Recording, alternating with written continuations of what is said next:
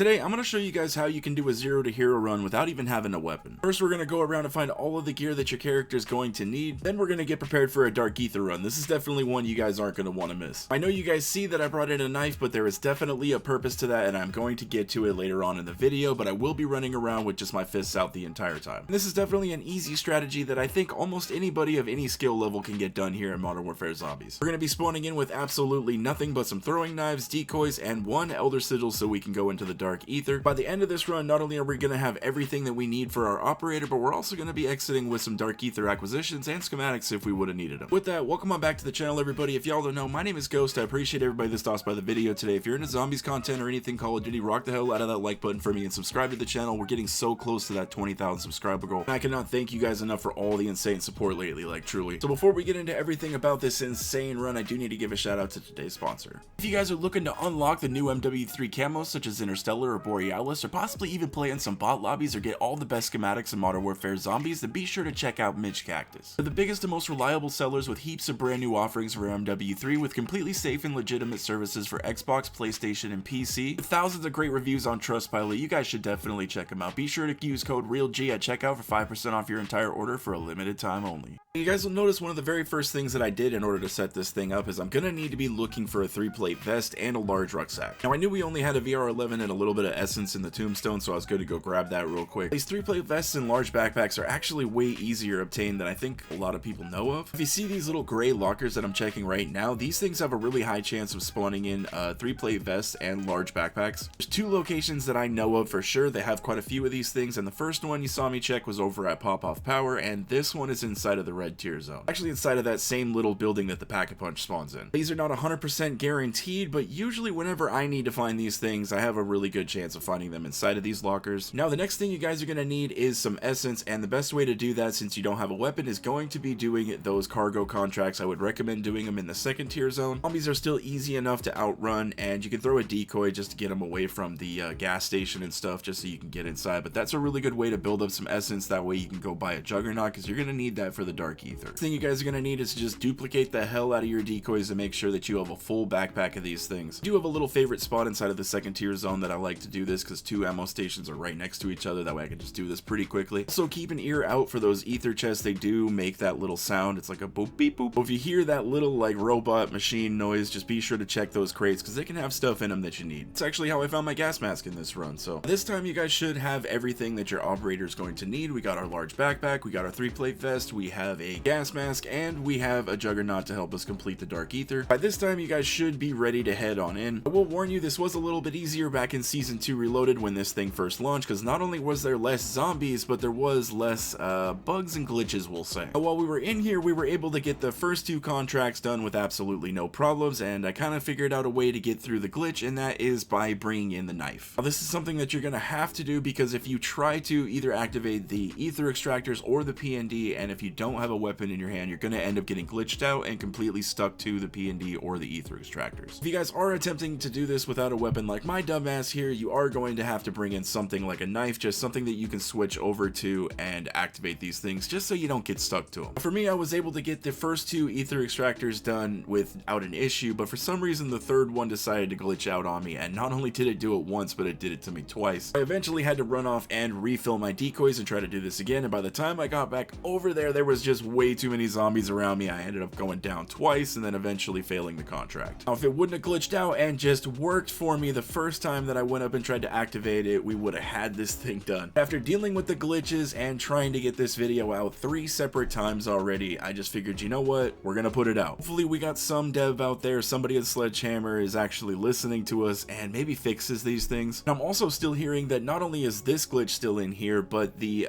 tap to interact glitch is also still in the game. I do know a way to fix that one, so if anybody is having the prioritize tap to interact glitch, this is going to be how you fix it. So just open up your settings and go to where it says prioritize tap to interact. Go ahead and change that over to prioritize reload, and that will fix the tap to interact glitch with like the PND or the ether extractors. That has worked for me, but this is something that's actually completely different. As you guys can see, the HVT Mega Abomination actually went over pretty smoothly. I was trying to save as many decoys as I can because you guys are really going to need a bunch of these things for the Outlast contract. Another little tip that I can give for you guys if you didn't know this one, when you're trying to do these contracts in here, if you melee slay the bunnies before you grab them, it's going to cancel out the animation. It'll just kind of make it faster grabbing these things. And then also, like, maybe if you're trying to grab the one that's on top of the building that starts the Outlast, I've heard some people falling off that building before, so maybe that'll help with that. And usually I would just jump straight from this building over to the ammo refill station, then over to the P&D, but since we don't have a weapon or anything really to defend ourselves, we're going to do a little bit of parkour here and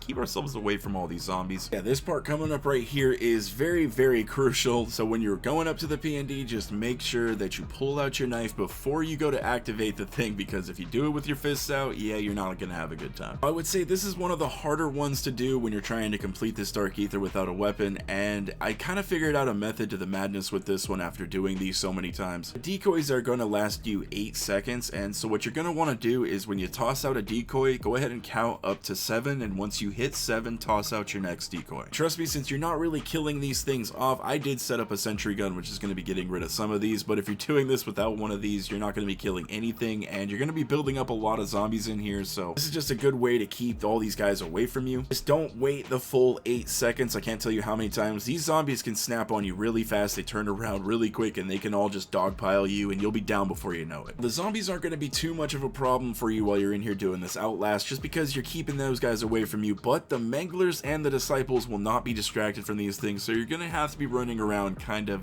trying to avoid these guys a little bit. The loot that I was getting on this run really wasn't the greatest, but we got a couple Bloodburner keys, which is actually really valuable to me, and I'll tell you guys why. You can actually turn those Bloodburner keys into Flawless Crystals and Legendary Aether Tools, and that is just simply because you can spawn in with one of those Bloodburner keys and be one of the very first ones to the red tier zone. Definitely always a race out there to get to those contracts, and I'm sorry to the ones that don't necessarily make it, but I can tell you one thing, I definitely don't make it a lot of the times. We would have gotten that Bloodburner schematic if we would have needed it, and then we also would have gotten the Mega Holding schematic, so that's pretty cool. Now I do really wish that they implemented something where if we exfilled with duplicate schematics that we already have, maybe those would go towards like our cooldowns for our schematics. I think that would be cool. I've been thinking that this is something that they should have done since season 1, and we still don't have it here in season 4, so I'm not going to hold my breath. With the Outlast contract finally out of the way, the very last one is just our Aether extractors. Now, like I said earlier, unfortunately we ended up failing this contract, but I don't really think that that was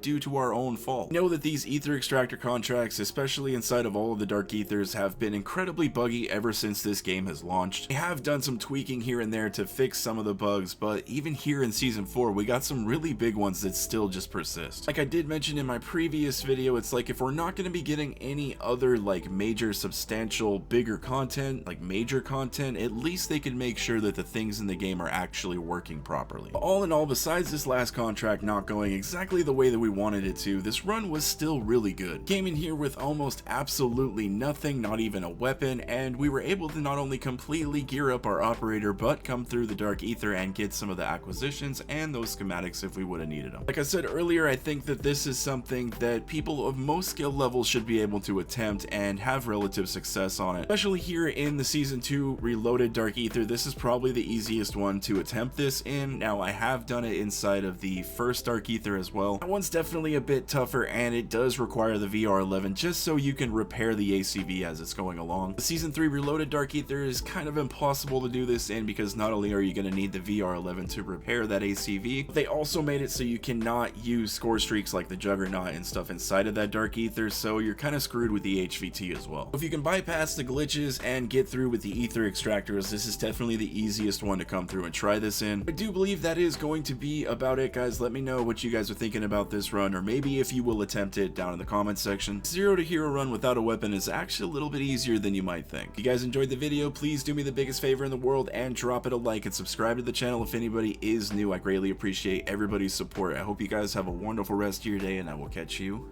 in the next one.